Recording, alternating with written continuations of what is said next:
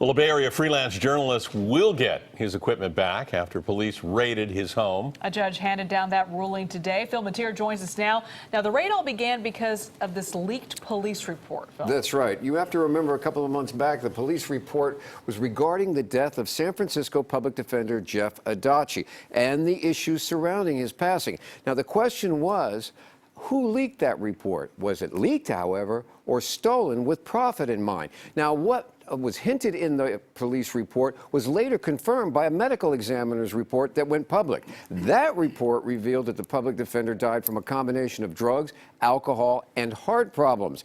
But in the days immediately following Adachi's death in a North Beach apartment, freelance journalist Brian Carmody says he sold the information on the police report to several media outlets. Now, KPIX found it unethical, and we did not buy it.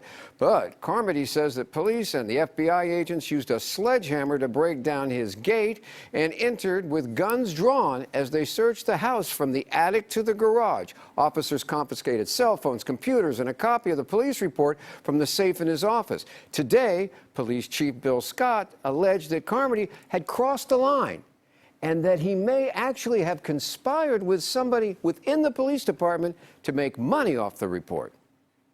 There are some lessons to be learned here. We're very humble about taking a critical review of this, but the intent and the thought process of why we did what we did is because we believe that he was complicit in committing crimes. Now, it's still unclear whether the information found on the devices can even be used as evidence or if the police even have a case. But the chief said that they were going over why and how it all happened. And the question of why use a sledgehammer? I mean, that elevated this story to national attention.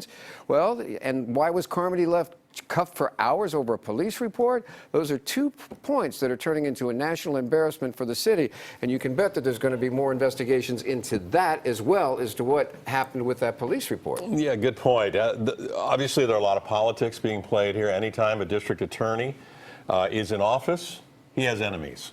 And he has friends. That's the way it goes in politics in any big city. This is not the last investigation in connection with this, is it? No, it isn't. As a matter of fact, the police are still, it's going on 3 months after the initial death, they are still have the case open. They've had homicide investigators come in, the medical examiner has ruled the death an accident, but the police are still investigating. And when I asked today whether that report was going to be coming, the answer was, we'll wait and see.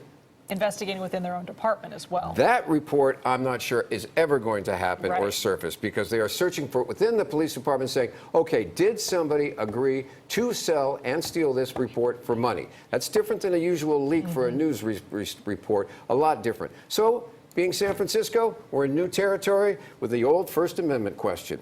That's how we do it. Got his gear back, though. Got his gear back in business. Back in business. All right. All right, thanks.